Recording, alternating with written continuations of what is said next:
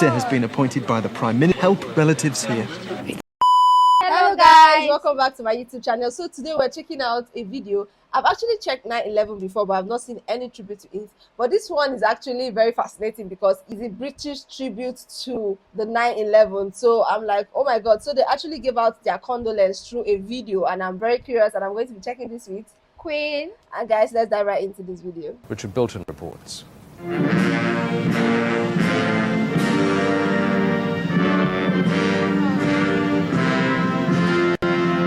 It was a unique gesture in a show of support. Oh my god, they're actually playing the Star Spangled Banner anthem. They're playing the USA anthem. Oh my god. Wow, that's a very big respect. That's very thoughtful. Yeah, very thoughtful.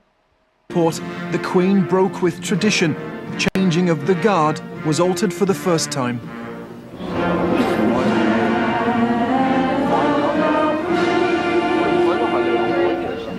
Thousands gathered, quietly joining in as the band played the American national anthem.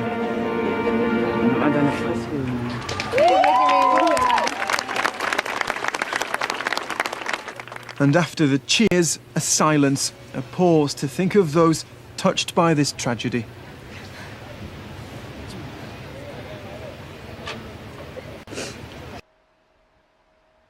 When I did the 9/11, I had a lot of comments, but the comment that really got to me more was those that were affected, like the victims. Yeah, the victims. Like I had them literally on my comment section. I'm like, oh my god.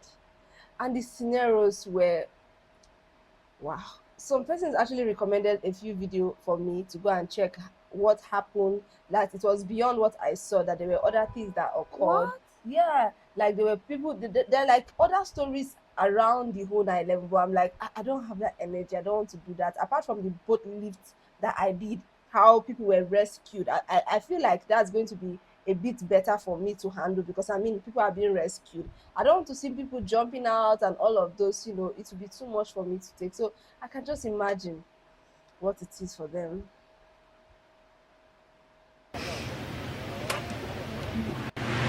As what has happened sinks in, here in Britain, emotion and despair are increasingly on display. Thousands of people in this country have been caught up in this tragedy. In terms of victims, this is the worst terrorist atrocity to hit Britain. And throughout today, here in the grounds of the American Embassy, people have been arriving to pay their respects. I want to give support if I can. I want just to be here so that they know the British people are thinking of them. I'm grieving. I want to be with people that are grieving. I need to get home so I can go to funeral. Reported to us as being missing. This new bureau has been set up at Scotland Yard to help coordinate the search for the missing. 100 British people are known to have died. Hundreds more are unaccounted for. A cabinet minister has been appointed by the Prime Minister to help relatives here. The suffering of families facing the uncertainty about what's happened to their loved ones is absolutely dreadful. And that's why we have to do everything possible to ease some of the burden of responsibility and worrying about the whole range of practical issues. No section of the community has been hit harder than the city. Another silence today in London's financial district. So many colleagues still lost. Really felt quite unreal, and I think the full impact of this will not really get through to people for maybe weeks or months in some cases. And many individuals are trapped in a terrible waiting game. Trudy Freeman has still not heard from her former husband, the father of her children, who worked on the 105th floor of the first building to be hit. Yeah, I just feel that I'm not doing too much, although, you know, I'm searching on the internet. I can't physically go around, look at the hospitals and try and find him, especially if he has no ID on him or he's unconscious somewhere. So I just really want to get out there and just physically search for him. The attack was on another country thousands of miles away, but it is having a terrible effect on so many people, so many lives here in Britain.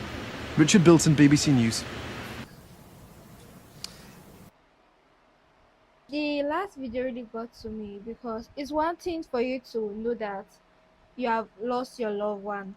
And another thing is for you to know that they are out there. You don't know if they are alive, if they are if they trying to need fight help. for their life. Yeah, they just need you to just come around. Like, I think apart from the Holocaust, this is one of the most tragic events that have ever went down in history. And it's just fresh every single time I encounter anything related to it. It's just too much to take. I mean, the best we can do is to grieve with the grieves and just send our well wishes. But we can't really feel exactly the way they You feel. can Like, there's no never. pain we can feel that can measure up to what they feel firsthand. Thank you guys for watching. Until next time. Bye bye. Bye.